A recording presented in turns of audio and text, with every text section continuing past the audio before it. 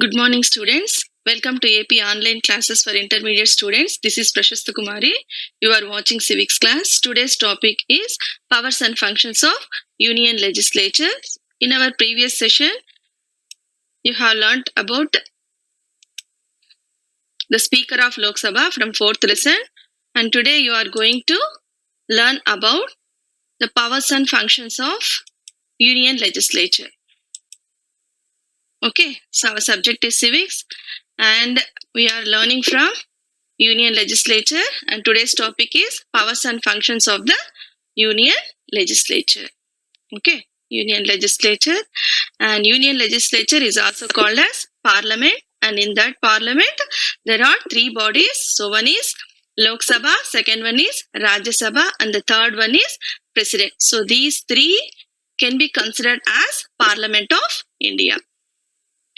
Okay, so union legislature is also known as parliament. The parliament consists of the president, the council of states or Rajya Sabha, and the house of the people or Lok Sabha. Okay, the members of both the houses is known as MPs or members of the parliament, and the parliament has to meet at least twice in a year. So in our country, the parliament is meeting thrice in a year. That means 3 times in a year. That means budget sessions and monsoon sessions and winter sessions. Okay. So this is our parliament, Indian parliament. And this is Rajya Sabha. Rajya Sabha presiding officer is called as a chairman, and he is none other than our Vice President of India, Venkaiah Naidu. And this is Lok Sabha. Okay, so Lok Sabha presiding officer can be called as speaker, and our present speaker is Om Birla. Okay, so let us see the composition of Parliament of India. So in the parliament, there are two houses. So one is Rajya Sabha and another one is Lok Sabha. So Rajya Sabha is also called as Council of States and also upper house. In that Rajya Sabha, the maximum members will be 250 members. At present, there are only 245 members. And out of these 250 members, 12 members can be nominated by the President of India. Okay, they are not elected MPs, and they are only nominated or appointed by the President of India. Okay, 238 MPs of Rajya Sabha are indirectly elected by the MLAs of different states and also union territories. Okay, so let us see the composition of Lok Sabha. So Lok Sabha can also be called as House of People and also Lower House. The maximum members in the Lok Sabha are 545 members at present. Okay, so out of these 545 members, 2 members can be nominated by the President of India and 13 members can be elected from union territories and 530 members can be elected from states of our country. Okay, so this is the composition of parliament in our country. Okay, let us see the Indian parliamentary system. Okay, so Indian parliamentary system can also be called as Westminster system. Why? Because means our country was ruled by Britain. Okay, so Britain parliamentary system can be called as Westminster system. Why? Because means Britain parliament was conducted in a palace called Westminster. Okay, so Indian parliamentary system is having president, Lok Sabha and Rajya Sabha. Okay, president can be called as the head of the state, and in this Lok Sabha and Rajya Sabha, it can be called as a bicameral legislature. Bi means two. That means our parliament is having two houses. One is Rajya Sabha, another one is Lok Sabha.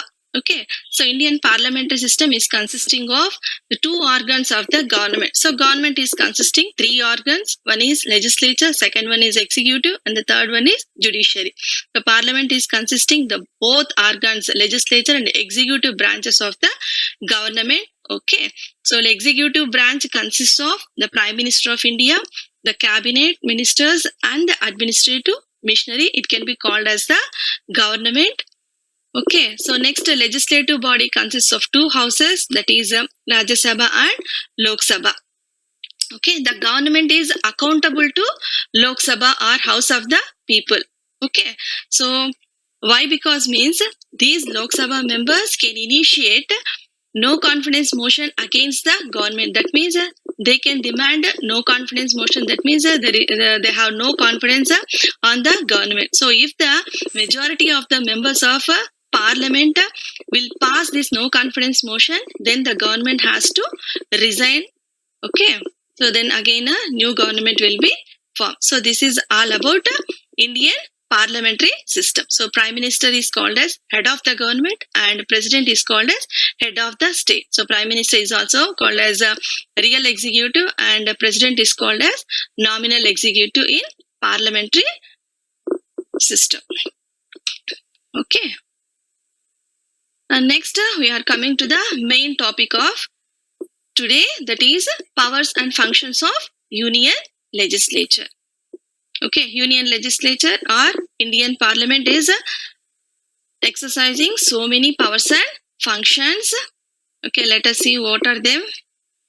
Okay, so powers of the parliament are legislative powers, executive powers, financial powers, constitutional powers, judicial powers, electoral powers, and other powers. So these are all the powers which are exercised and enjoyed by Parliament of India. Let us see one by one. So these are the legislative powers. So under legislative powers, the Parliament of India exercises the primary function of the Parliament is to make laws for the country. That means the primary duty, the main duty of the Parliament is to make laws for the country. So the laws made by the Parliament are applicable to the whole territory of India. So, okay. So next, it approves the bills on the subjects included in union and concurrent list. So first of all, you have to know what is union list, concurrent list. Okay, so let us see. So our constitution distributes legislative powers into 3 lists. So those are union list, state list and concurrent list. Okay, central government or parliament is having powers to make laws under the union list items. Okay, so those are defense, banking, currency, foreign affairs, communication, etc. Okay, so next state list consists of police, trade, agriculture, irrigation. So state legislature is having powers to make laws under these state list items. Okay, so next concurrent list is there. So it consists of education, forest, trade, marriage, adoption, succession, etc. Okay, both parliament and also state legislatures are having powers to make laws on the items which are mentioned in the concurrent list. So this is about legislative powers of the powers which are mentioned in our constitution. Okay, so let us see. So it approves bills on the subjects included in union and concurrent list. That means parliament is having power to make laws in the union list and also concurrent list. So third one is it approves the bills on the subjects included in the state list during national emergency, constitutional emergency and on the request of the Rajya Sabha and state legislative assembly. So here parliament is also having power to make laws under state list when means during national emergency. So what is national emergency? National emergency is a special condition which is declared or proclaimed by the President of India during a period of war or external invasion or armed rebellion.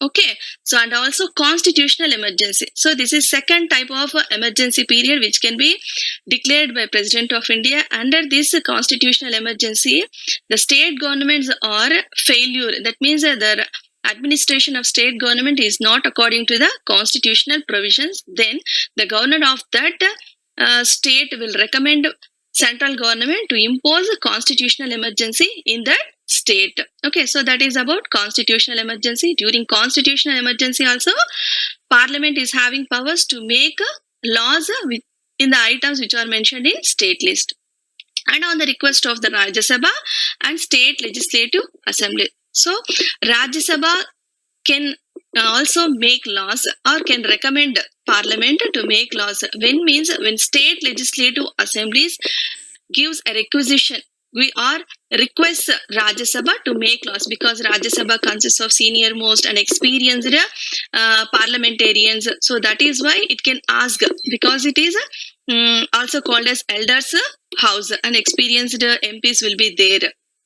Okay, so that is, these are the legislative powers of the parliament. Okay, so let us move to the second power, that is executive power. So parliament also exercises executive powers. So under executive powers, in parliamentary form of government, the real executive is responsible to the parliament. So parliamentary type of government consists of two executives. So one is called as nominal executive, another one is real executive. So nominal executive is President of India, and real executive is the Prime Minister and also his cabinet or union other council of ministers. Okay, so in parliamentary form of government, the real executive is responsible to the parliament, that too especially Lok Sabha or House of the People. Okay, so next, hence the parliament exercises control over the Union Council of Ministers through questions, supplementary questions, cut motions, and no confidence motion. So these parliament members or parliament exercises control over the Union Council of Ministers through questions. That means questions can be asked in the during the parliamentary session. So every day parliament sessions both in Lok Sabha and Rajya Sabha begins with question hour. So during this question hour, members of parliament or especially opposition party members can ask questions to government or to the ministers. Okay, they are supposed to answer those questions depending on the nature of the question. So if the question is a starred question, they have to answer orally. If the nature of the question is unstarred question, then they have to answer in written manner. Okay, so next, supplementary questions. The oral questions, that means starred questions, will follow up questions. Those are called as supplementary questions. And cut motions. So cut motion is a motion which is introduced during the budget session. That means opposition parties will demand reduction in the allotment of funds in the budget proposals. So that is cut motion. And next, no confidence motion. So this is also no confidence motion is also introduced by the recommendation or with the support of opposition members. At least 50 members of parliament has to demand this no confidence motion against the government. Okay, so if no confidence motion is accepted or approved by majority of the members or 2/3 of majority of parliament members, then the government has to resign. Okay, so they exercise complete control over the union executive during 0 hour, cut motion, privileges motion, vote on account, etc. So these parliament members are also controlling union executive, or also controlling government during 0 hour. So what is 0 hour? Means every day parliament session begins with question hour. So after question hour, there is a time gap between the main procedure or main program of that day. So that can be called as 0 hour. That means in short, we can say the time period between question hour and the agenda of the house or the business of the house can be called as 0 hour. So during that 0 hour also, ministers can be asked questions. Okay, next, cut motion. Already I explained. Next, privileges motion. Okay, any member of the parliament is not able to enjoy or his rights are breached, then he can complain to speaker. Then this privileges motion will be introduced in the house. Okay, next, vote on account. So vote on account is accepted, or it is granted by the parliament members before the budget proposals are approved by both the houses of the parliament. That means for the day-to-day administration, some money is needed. So that money is granted through vote on account. So before the approval of the budget. Okay, so that these are about executive powers of parliament. Okay, next, coming to the financial powers of the union legislature or parliament. So first financial power is no tax can be collected and no expenditure can be incurred by the union executive except with the approval of the parliament. That means parliament approval is necessary for any tax should be imposed or for any expenditure. Okay, that means no tax can be imposed without the approval of the parliament, and no expenditure can be incurred without the approval of the parliament. So everything should be approved, every money matter should be approved by the parliament houses.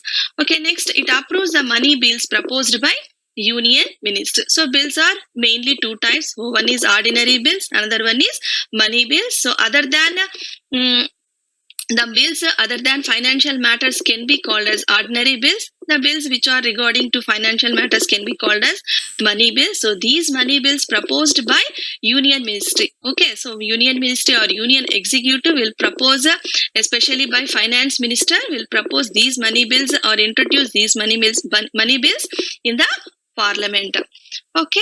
So next, the union government shall impose new taxes, revise old taxes, and abolish the existing taxes only with the approval of the parliament. So if any new taxes should be imposed, means it should be get approval from the parliament houses, and to revise old taxes also approval of the parliament is necessary, and to abolish the existing tax also parliament's approval is necessary. Okay, for every financial matter, for every financial decision, they should get, or government should get the approval of the parliament, majority of the parliament members. Okay, so next it approves the reports of COG, PAC, EC and Finance Commission. So what is meant by COG? COG means Comptroller and Auditor General. So this parliament can also approve the reports of COG. So COG report, Comptroller and Auditor General report is given every year, and what it does means it checks it audits the revenue or income and expenditure of the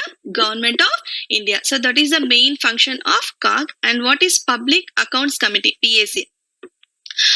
Public Accounts Committee also checks the expenditure of the government of India. Okay, and also state governments. And next, Estimates Committee, EC. So Estimates Committee will also scrutinize the amounts which are granted, or whether they are granted according to the allotment in the budget or not, and whether they are dispersed properly or not. So these are all financial committees, PAC and EC, and Finance Commission. So Parliament also approves the reports of Finance Commission. So what is Finance Commission means? So this is a commission which distributes financial resources between union government and state government. So governments will get most of the income through taxes. Okay, these taxes can be distributed between union government and state government. The share will be distributed by this Finance Commission. Okay, these are financial powers of the parliament. Okay, let us move to judicial powers. So generally judicial powers are exercised by judiciary, that means Supreme Court, High Court, courts. Okay, but here Parliament is also enjoying some judicial powers. So let us see what are they. Okay, the Parliament is empowered to impeach the President, the Vice President and the judges of the Supreme Court and High Courts on allegations of corruption and inefficiency. So these President, Vice President are elected through a electoral college. Okay, next, the Supreme Court judges and High Court judges are appointed by the President of India, but their removal process will be conducted in the Parliament houses. That means the removal process of President and Vice President can be called as impeachment. Okay, so Supreme Court and High Court judges also. So they can be removed through a resolution passed in both the houses of the Parliament with 2/3 of majority. So this is the process for the removal of President, Vice President, Supreme Court and High Court judges. And also it plays a decisive role in the removal of the Chief Election Commissioner, other election commissioners, chairmen and members of UPSC, COG and other higher officers of the Union government. So there is a election commission in our country to conduct elections to both the Union Parliament and also state legislative assemblies. Okay,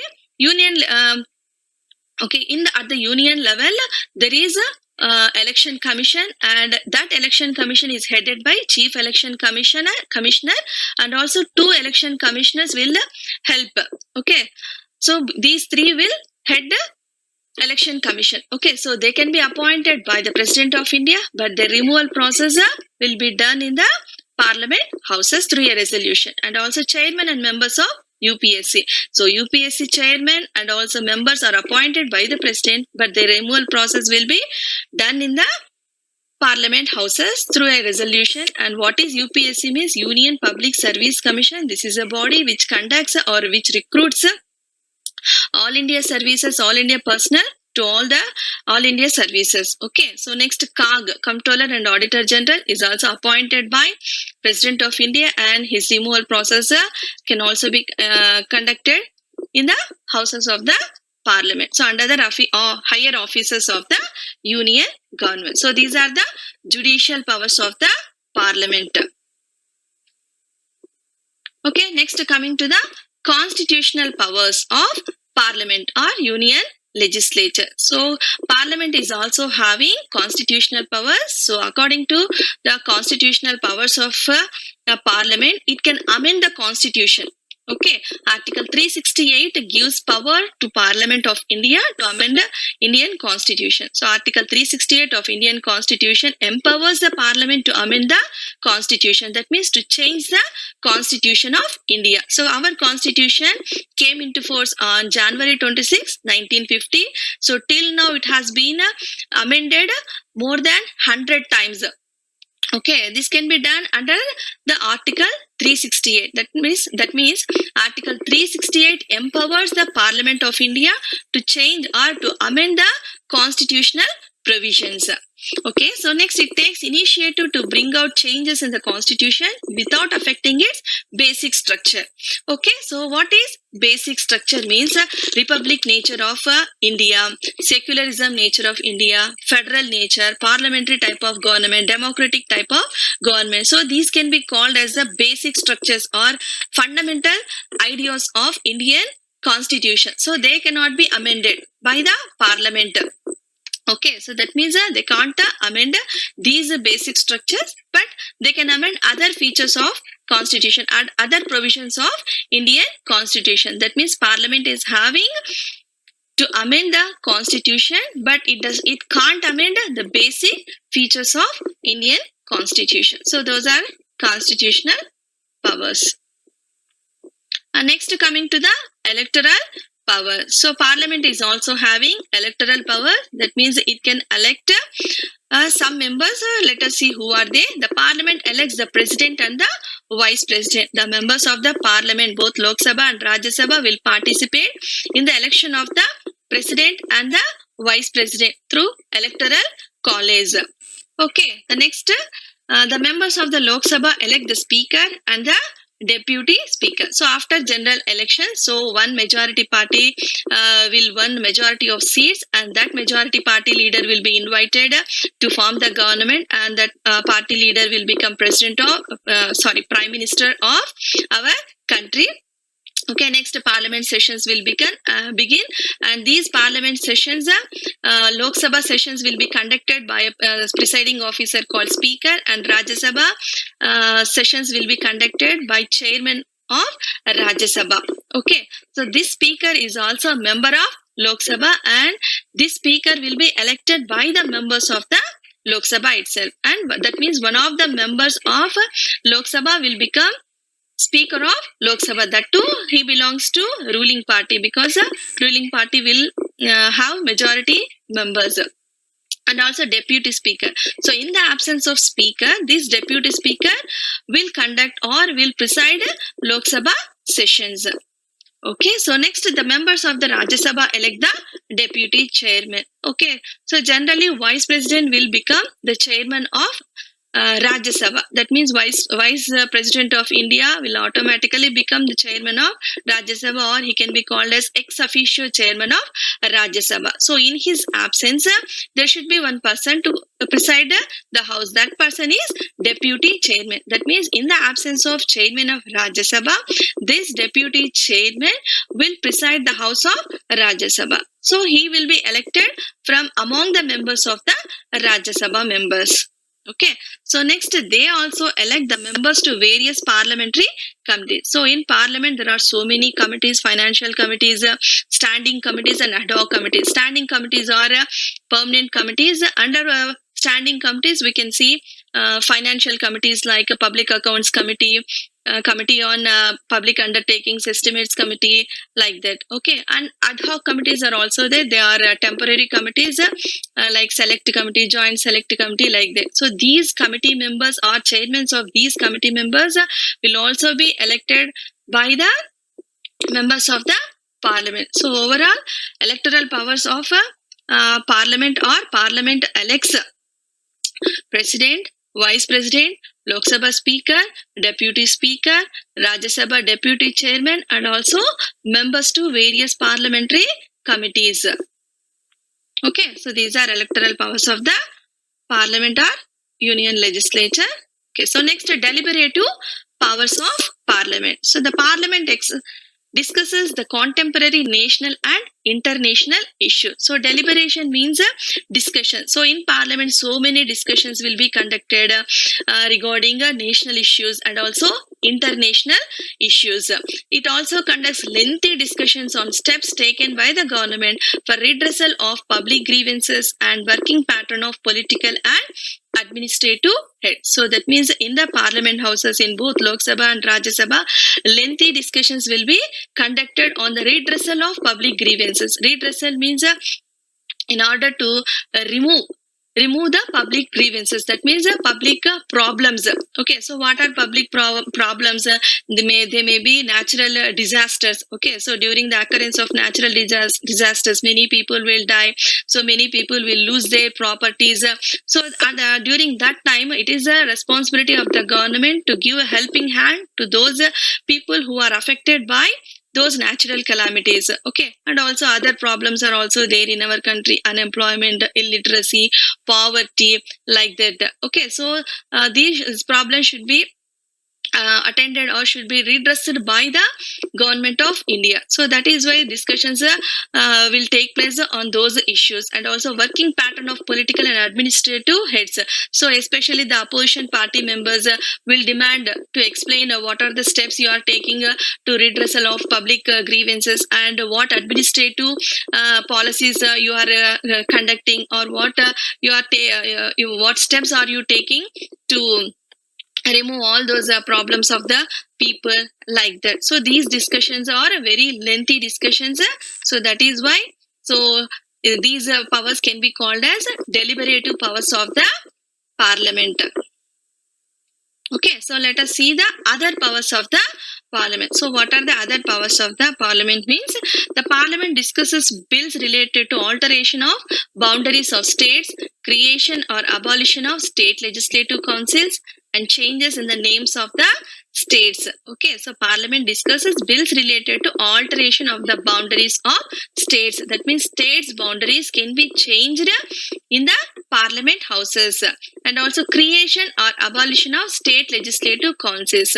At the central level, that means parliament is having bicameral legislature. That means Lok Sabha and Rajya Sabha, two houses are there.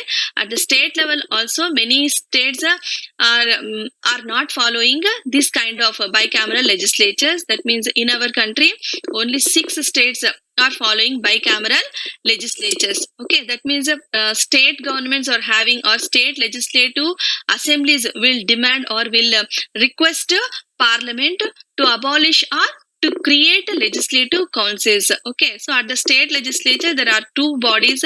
One is state legislative assembly and another one is state legislative council. Okay, the second body or legislative council can be created or can be abolished with in the parliament. Okay, through the request given by the state concerned state legislative assemblies, and changes in the name of the states.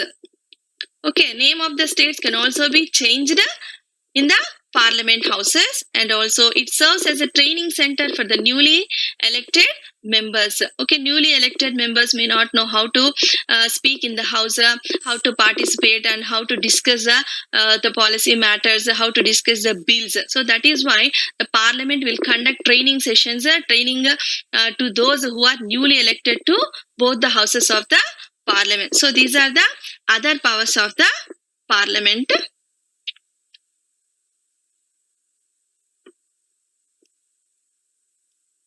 Okay, so let us move to the important matters of the parliament.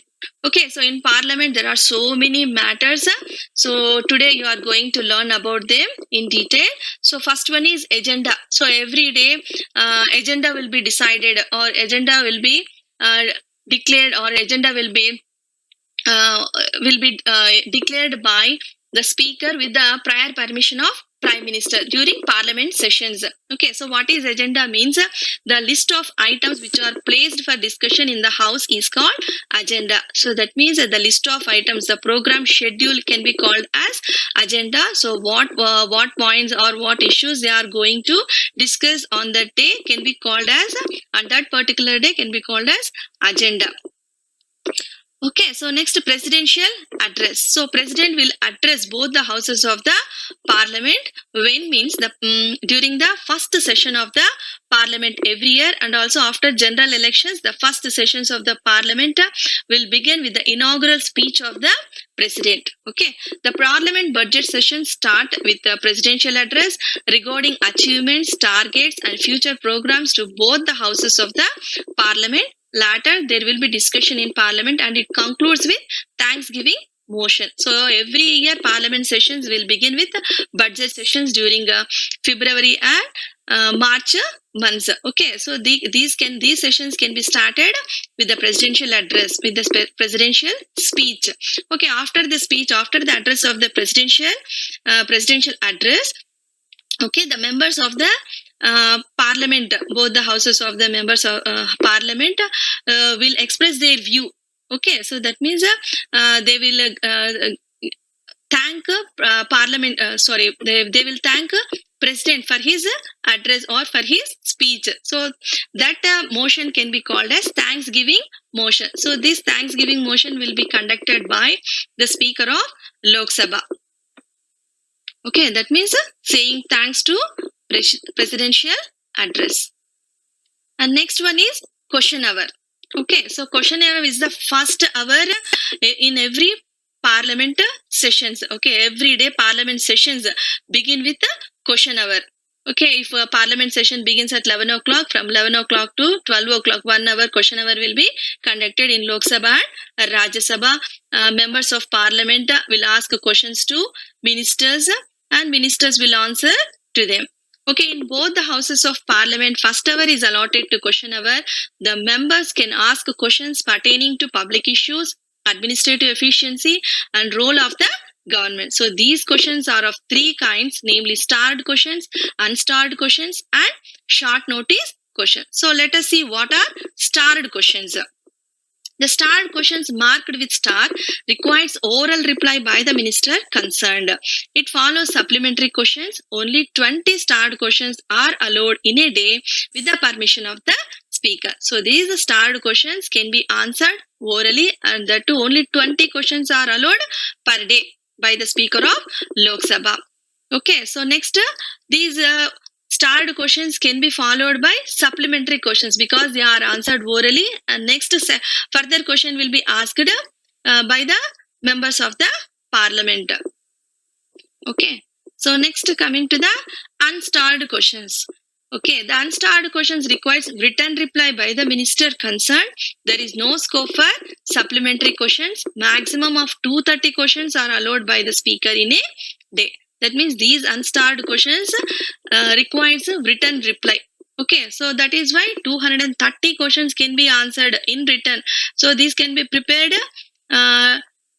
previously. Okay, so in advance they will prepare for those questions. They will prepare answers for those questions in written manner, and that is why speaker will allow 230 questions, 30 unstarred questions per day. Okay, so next, short notice questions. The short notice questions requires oral reply on important public issues, can be asked by giving a notice of less than 10 days. Okay, so that means if a short notice question should be asked today, means before 10 days itself the members of parliament should give that letter or that requisition letter to the speaker. Okay, so then only these short notice questions will be allowed, and they will be answered orally by the minister concerned. And next, coming to the zero hour. So what is zero hour means? So it is the time gap between the end of question hour and beginning of the agenda.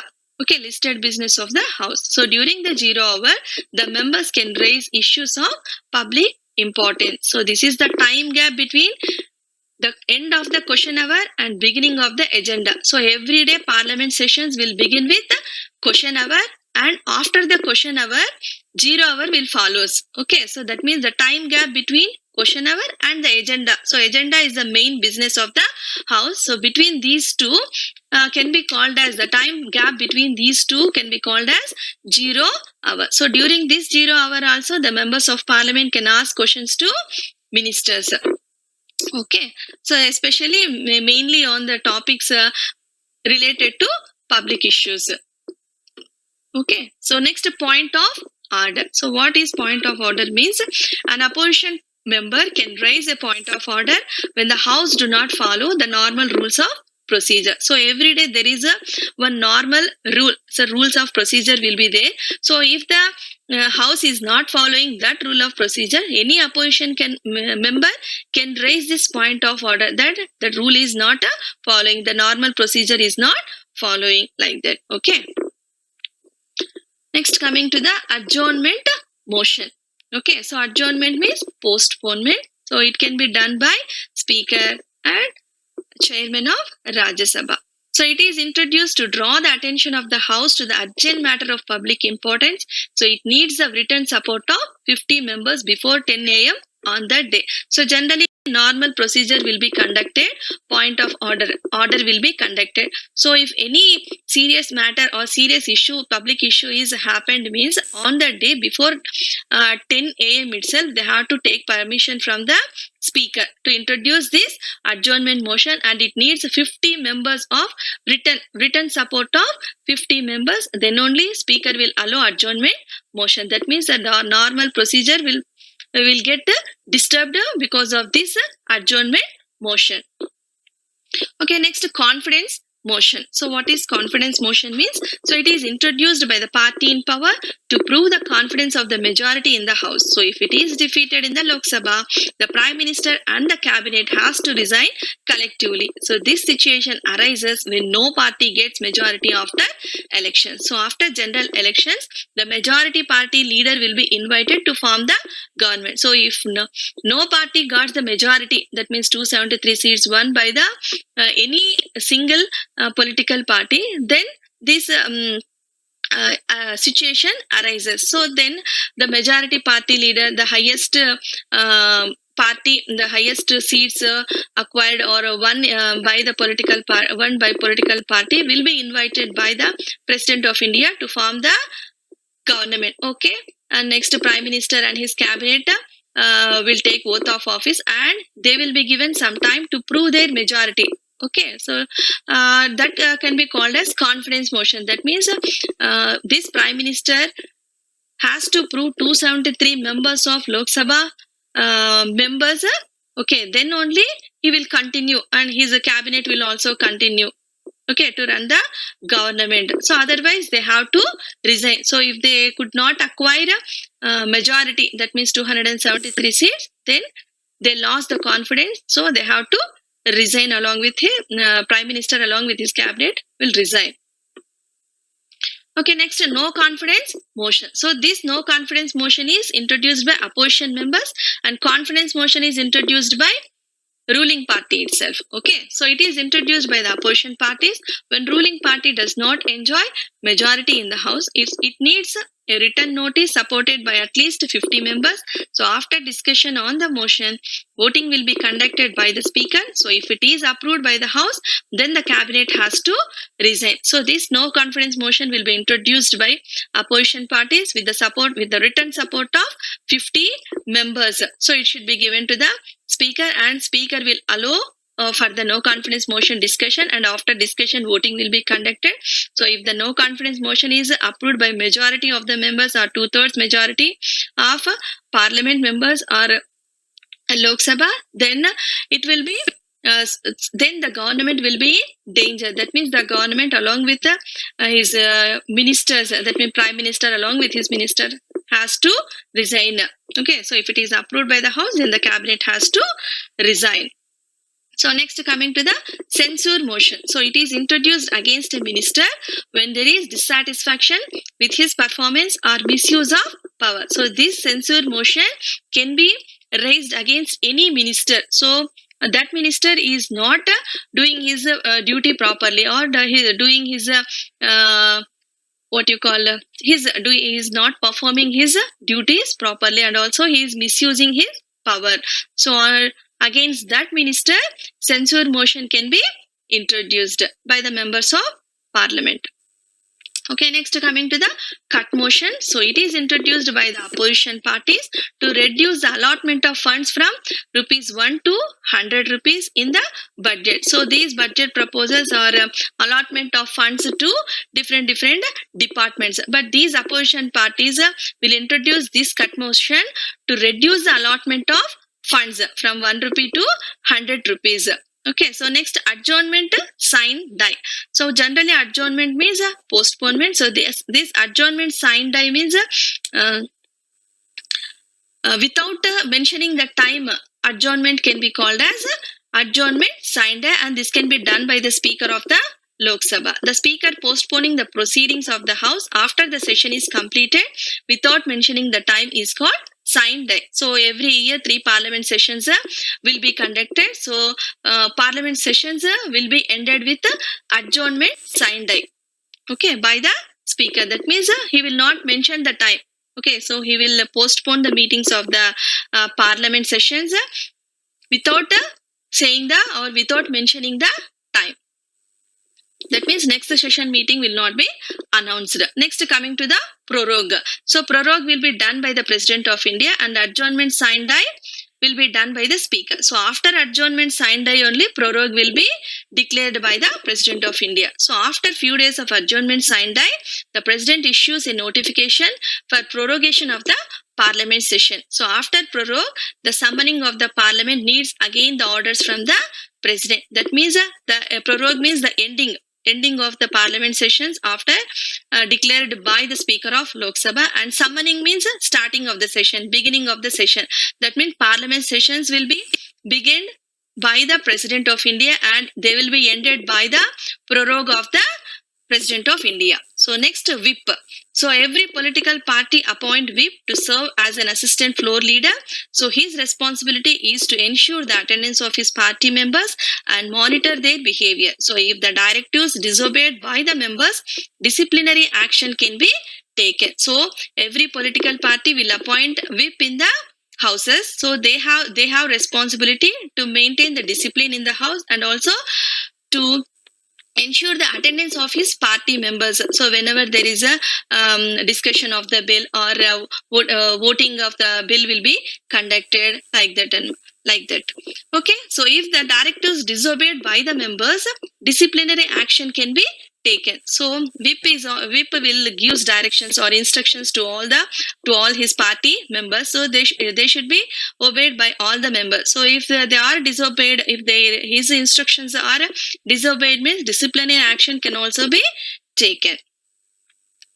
Okay, so next, coming to the end of this session, that is with the assignment. So I would like to give assignment from today's topic. So these are the very important questions from today's topic. So all of you take your notebooks and note down these questions. Okay, first question is, explain the powers and functions of the Union Legislature or Parliament. So this is very, very important question. From this lesson, you are going to get 10 marks question. Okay, so explain the powers and functions of the Union Legislature or Parliament. Okay, so second question is, composition of Indian Parliament.